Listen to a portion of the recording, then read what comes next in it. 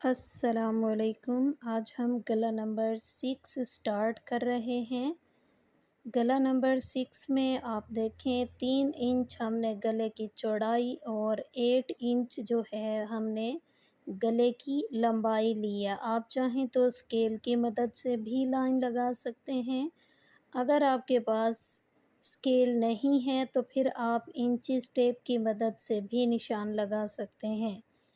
इसके निशान लगाने के बाद मैंने आप लोगों को समझाने के लिए ऊपर 8 इंच और 3 इंच मेंशन कर दिया है कि 3 इंच हमने चौड़ाई लेनी है और 8 इंच हमने लंबाई लेनी है, क्योंकि हम ये डीप राउंड नेक कटिंग बना रहे हैं गला।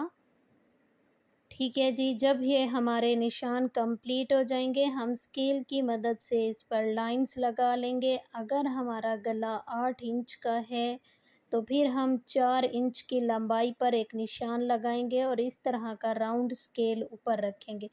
अगर आपके पास राउंड स्केल नहीं है तो फिर आप निशान लगाकर भी कटिंग कर सकते हैं।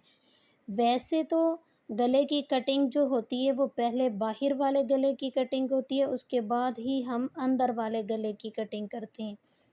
लेकिन आज मैंने आप लोगों को डीप राउंड गले में पहले अंदर वाली कटिंग सिखाई है और फिर बाहर वाली। आपको दोनों में से जो तरीका आसान लगता है आप उस तरीके से कटिंग कर सकते हैं। अगर आप लोगों के निशानात स्केल की मदद से या प्लेट की मदद से परफेक्ट लगे हुए हैं तो कटिंग आपकी चाहे आप अंदर से करें या बाहर से गोलाई बराबर ही आएगी। आपको मेरी इस वीडियो में थोड़ी सी भी मेहनत नज़र आई हो तो वीडियो को लाइक, चैनल को सब्सक्राइब ज़रूर कीजिए।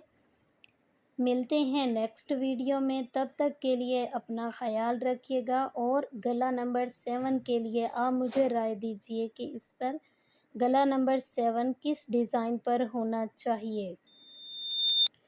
कल की वीडियो में हम गला नंबर 7 सेंड करेंगे। मिलते हैं नेक्स्ट वीडियो में। अल्लाह हाफिज़।